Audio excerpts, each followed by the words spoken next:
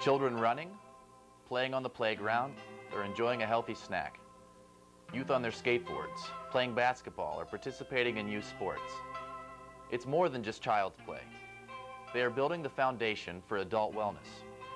The lifestyles of children today will mirror the health and productivity of West Virginia in the future. But unfortunately, more kids are overweight today than ever before, and the extra pounds are taking a toll on their young lives.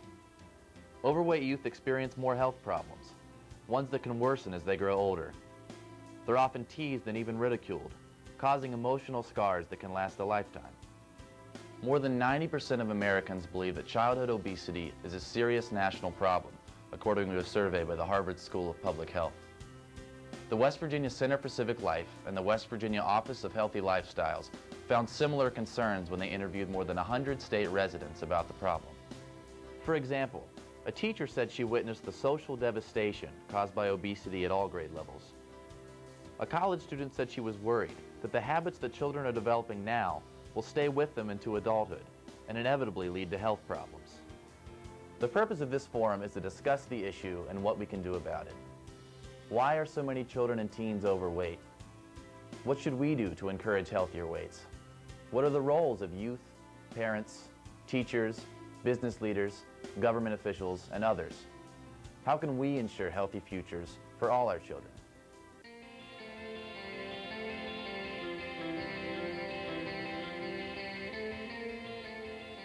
Let's start by taking a look at what we know about the problem.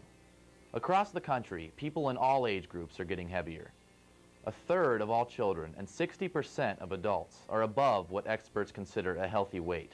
In the past 15 years, the percentage of adults who are considered very overweight or obese has ballooned in every state. The rates now range from 15 to 30%. Public health experts are calling the problem an epidemic. West Virginia consistently ranks among the top 6 states for adult obesity. Childhood obesity is also on the rise, along with its serious consequences.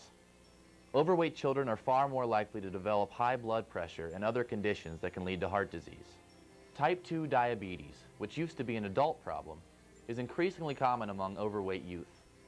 And the stigma of being overweight can damage children's self-esteem, causing problems in school and relationships.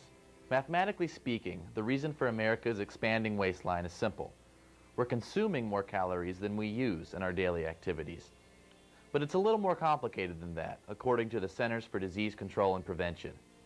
Genetics can play a role, causing some people to gain weight more easily than others. Another factor is the environment, especially for children, including the amount of physical education offered in schools, their access to healthy and unhealthy foods, and the safety of their neighborhoods for walking and playing. Most researchers believe that obesity involves a variety of factors, rather than a single cause.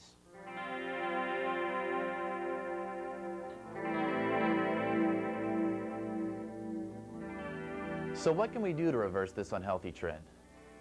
During this forum, we'll start by considering 3 different approaches. They're certainly not the only way to look at the issue, nor are they mutually exclusive. But they do offer different perspectives about where to begin. The first approach is to do a better job of teaching personal responsibility for fitness. The crux of the problem, from this point of view, is that our children aren't getting the education and supervision they need to eat right and stay active. Adults need to play a stronger role in guiding young people to choose healthy foods and get enough exercise. They need to set stricter limits on television, video games, and junk food. Equally important, parents and teachers need to be good role models and make healthy lifestyles a top priority. The second approach is to focus more on the overall well-being of children. The crux of the problem from this perspective is that we're too concerned about children's weight, whether too high or too low, rather than on what might be causing their weight problem. For example, overeating is a way that some people cope with their emotions. The answer isn't to teach them only to count calories, but to also find better ways of handling their feelings. For others, the lack of food is an ongoing cause of worry and poor health. And the answer involves improving their access to healthy food. The media adds further challenges by promoting unattainable body images of super thin women and muscle-bound men. We need to focus on both physical and emotional fitness as the best way to encourage healthy weights. The third approach is to create a culture of fitness. The crux of the problem from this viewpoint is that our society bombards children and families with too many opportunities to eat more and do less. Fast foods, electronic pastimes, and multi-car families have all contributed to the problem of obesity. We need to drastically change our home, school, and community environments to restore a healthy balance between the calories we eat and the calories we burn. We need more physical education in schools, more walking and biking paths in communities, and healthier menu items in restaurants.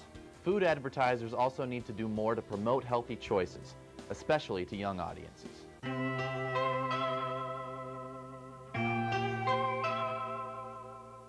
Many people see at least some value in each of these approaches. The challenge lies in deciding on priorities and being willing to act on them. If we can't do everything at once, where should we start? What actions are most likely to have the greatest impact? What steps are the most doable in terms of time, resources, and public will? What should we expect from government, from our schools and communities, from business leaders, and from ourselves? This forum is the beginning of this important conversation.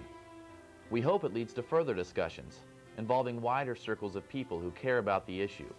We must be willing to work together toward healthy futures for all our children.